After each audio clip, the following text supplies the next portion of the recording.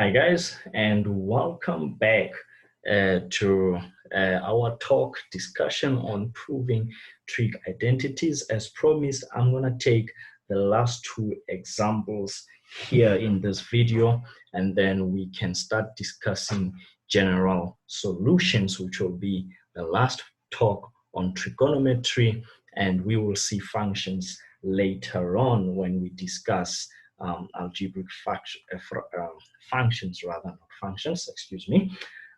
So I'm going to take another example. In the first example, we had a case where we moved from left to right. I'm going to take one here where we're going to move from right to left, and I'll also tell you why, what is the motivation for that. Now, here is an identity that we are supposed to prove. We have to show that 1 minus 2 sine squared theta all over sine theta cos theta is equal to cos theta divided by, here is sine theta minus tan theta. Now guys, the interesting thing about these trig identities is that you can really always solve them in two ways or even three, as I said. It's just about efficiency. What comes first to your mind, is what will help you to be fast as long as you are accurate. So remember, I told you about the two fundamental identities. It might just be a good idea to always write them down when you start solving this stuff. So that's the first one. The second fundamental identity is that sine squared theta plus cos squared theta is equal to 1. Okay, so I'm going to move here from right to left. Why? Because the expression on the left is already kind of simplified because it's one term. The one on the right, there are two terms, so it is less simple. It is not that simplified, so which makes it easy for me. All right.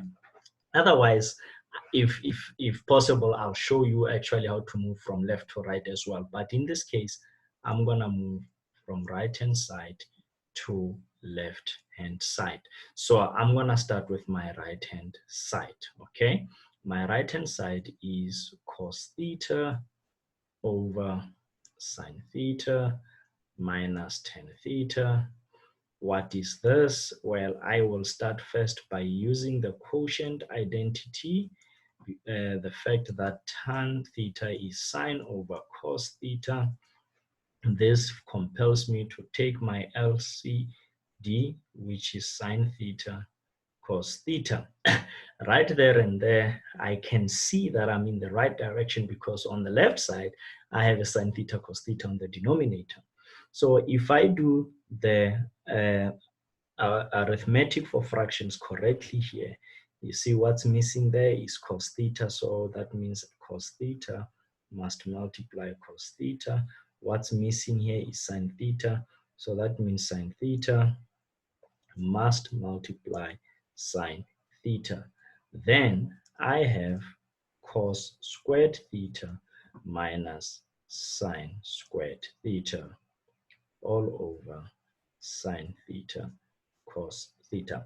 The denominator is perfectly fine. I gotta do some work in the numerator. So I needed 2 sine squared theta. So check. There is no cos squared theta in the numerator. So I need to eliminate this. So I'm going to use my square identity here. Cos squared theta by the square identity is 1 minus sine squared theta. So I'm going to use that. And so I'm going to write 1 minus sine squared theta minus sine squared theta all over sine theta cos theta, which is 1 minus 2 sine squared theta over sine theta cos theta, and this is the left hand side as I intended to do. That's it. Bravo. There you've got it. If you guys felt like, no, I think I would want to move from the left side to the right-hand side. That's okay. You love working a lot, so I'll show you what you could possibly do. You're going to convert that one. You see, we need a cos. So obviously, 1, what is 1? 1 is, now I'm showing you how to move from left to right. So quickly. So 1 is sine squared theta plus cos squared theta minus 2 sine squared theta. This is all over sine theta cos theta. And then you can see sine squared and minus 2 sine squared are like terms. So I'm going to have cos squared theta, okay, minus sine squared theta. This is all over sine theta cos theta. Let me just pause here and show you something. This step here at this point, this step here is exactly equal to this step here.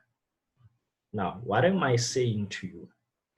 I'm saying to you, if you probably struggled with left side and right side and you do not know how to move from left to right and right to left, then you could simplify the left and you could simplify the right. And if you reach this step in both problems, in both sides, then you can stop there and say, therefore, left side is equal to right hand side. So this is what I meant by option 3 as the last resort, okay? As I mentioned in the previous video. But here we're gonna go right through and prove that actually the left is also equal to the right. So what I'm gonna do here is to actually notice, or rather I hope you guys can notice something here. I actually have a difference of what? Yes, 2 squares right there and then. And I could use that, but I'm not really going to use that because I can see where I am going, okay? I have direction. So my direction says, no. You must actually have a sine, cos over sine and a tan theta. So I'm going to go ahead at this point and split. Yes, I'm going to split my terms here. Cos squared over sine theta, cos theta. I'm splitting my fraction, okay? Because I can see there should be some division that goes on. Now, the square takes out that. I'm left with cos over sine. Isn't this lovely? Here, that takes that. I'm left with sine over cos. Oh, I love trigonometry. Look at this. And sine over cos is tan theta, but this is the right-hand side that I wanted. Okay, so as I said, if you were not sure how to even split, it was okay. You deserve your marks, okay? It was okay to simplify the left side to this step and the right side to this step, and then say, therefore, left side equals to right side. But of course, if you saw this, you could split and get to where I am, and then you are done. Always, you've got 3 options. You just have to try and see, okay, not really always, but you do have those 3 options at your disposal, and you just gotta choose which one you'd like to use. Okay, in the next example, folks, it will be the last one that I'm going to do on proving identities. Then I'll leave you with some identities to prove. We'll just look at one example where really things could go either way. And yeah, that's about it.